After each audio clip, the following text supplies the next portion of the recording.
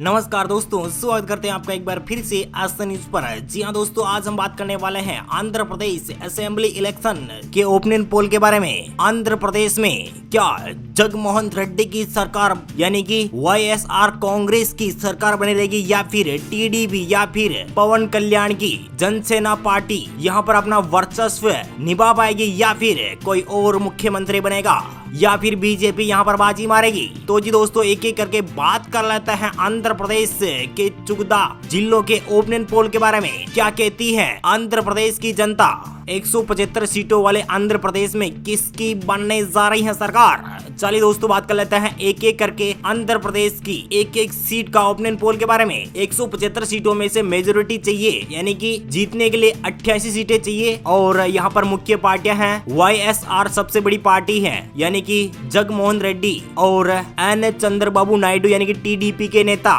वहीं पवन कल्याण जनसेना के नेता हैं और भारतीय जनता पार्टी और कांग्रेस पार्टी भी यहाँ पर फाइट करती है। क्या होगा आने वाले विधानसभा चुनाव में आंध्र प्रदेश की सीटों पर? इससे पहले आप अपने एसएन न्यूज पर पहली बार विजिट करें तो प्लीज दोस्तों अपने वीडियो नीचे के लाल बटन दिया और क्लिक कीजिए, चैनल को भी सब्सक्राइब करना मत भूलिएगा। अनंतपुर की 14 विधानसभा सीटें हैं। 14 में से 8 पर वाईएसआर और टीडीपी खाते में 5 सीटें, जेएसपी यानी कि जनसेना पार्टी को यहाँ पर 1 सीट, बीजेपी खाते में 0, अदर पार्टी को यहाँ पर 0 सीट। अब बात कर लेता है चित्तूर विधानसभा की 14 विधानसभा सीटें हैं और यहाँ पर 6 विधानसभा सीटों पर वाईएसआर कांग्रेस यहाँ पर बाजी मार सकती है। टीडीपी यहाँ पर 4 सीटों पर और जेएसपी पवन कल्याण की पार्टी को यहाँ पर 3 सीटें, बीजेपी खाते में 1 सीट जा सकती है। पूर्वी गोदावरी की 19 विधानसभा सीटें हैं और यहाँ पर जगनमोहन रेड्डी को यहाँ पर 10 सीटें, एन चंद्रबाबू नायडू को यहाँ पर 7 सीटें, पवन कल्याण को 1 सीट, बीजेपी खाते में 1 सीट यानी कि नरेंद्र मोदी को 1 सीट मिल सकती है। अन्य पार्टी खाते में यहाँ पर 0 सीट का सामना करना पड़ेगा।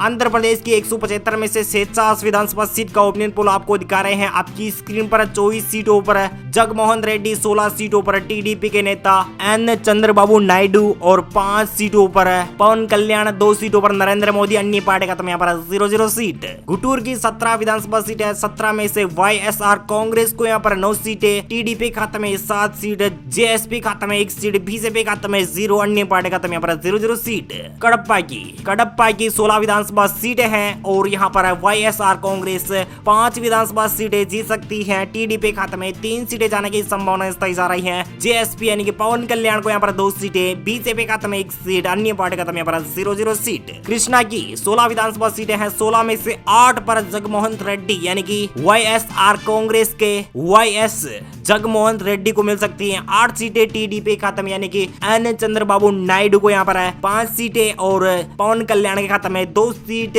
भारतीय जनता पार्टी को 1 सीट, अन्य पार्टी खाते में यहाँ पर 0 सीट।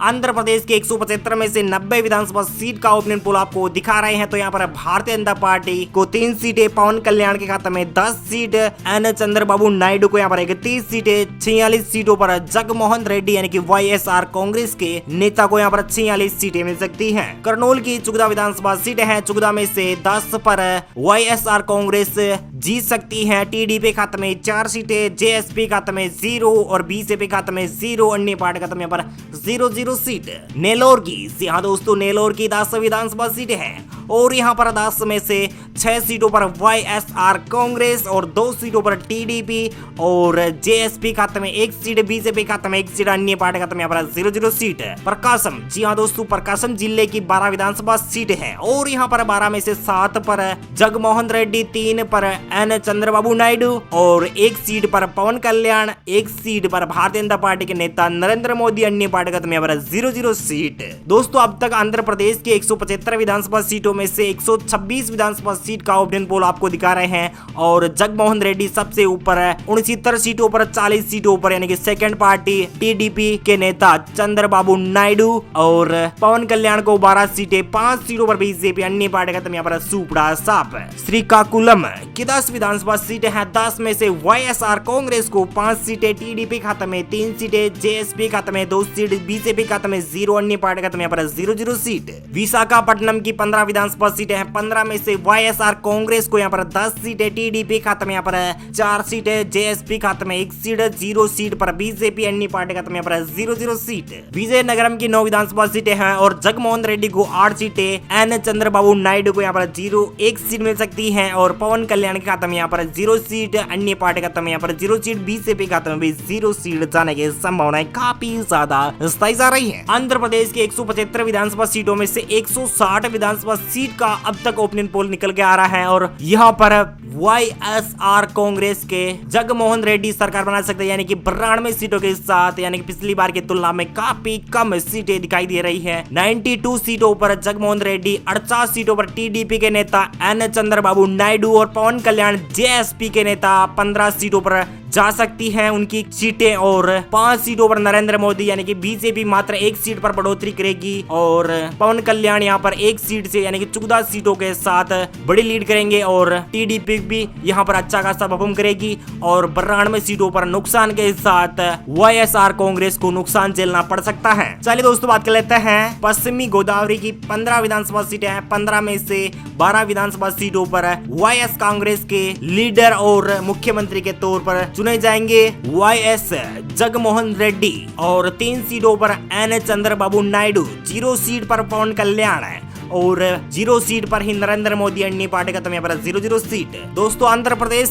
की 75 यानी कि 175 विधानसभा सीटों के यानी कि सभी 75 सीटों के ओपिनियन पोल आपको दिखा रहे हैं, यानी कि 175 सीटों में से YSR कांग्रेस जबरदस्त लीड के साथ 104 सीटों पर यानी कि जगमोहन रेड्डी फिर से मुख्यमंत्री के तौर पर चुने जा सकते हैं। TDP के नेता यानी कि तेलुगु देशम पार्टी को यहाँ पर 51 सीटों पर लीड मिलेगी और पवन कल्याण यहाँ पर अच्छी खासी परफॉर्म कर सकते हैं। 15 सीटों पर 1 सीट से 15 सीटें डायरेक्ट और 5 सीटों पर नरेंद्र मोदी और अन्य पार्टी का यहाँ पर 0 यानी कि कांग्रेस पार्टी का सुपड़ा साफ। आपको बता दें कि कांग्रेस पार्टी एक भी सीट नहीं जीत रही है, पिछली बार की तुलना में भी यहाँ पर कांग्रेस पार्टी का पिटी हुई दिखाई दे रही है और YS कांग्रेस को यहाँ पर अच्छी खासी लीड के साथ 104 सीटें और TDP खाते में 51 सीट और पवन कल्याण के खाते में 15 सीट, नरेंद्र मोदी को यहाँ पर 5 विधानसभा सीट जीतने का मौका मिल सकता है। दोस्तों आपको क्या लगता है आंध्र प्रदेश में किसकी बनेगी सरकार? क्या आंध्र प्रदेश की फिल्मी दुनिया में अच्छा खासा होगा, यानी कि बड़े बड़े स्टारों के साथ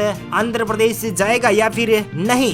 हमें कमेंट करके जरूर बताएगा। Thank you, take care, good bye, जय हिंद, जय भारत, जय किसान, वंदे मातरम, जय श्री राम।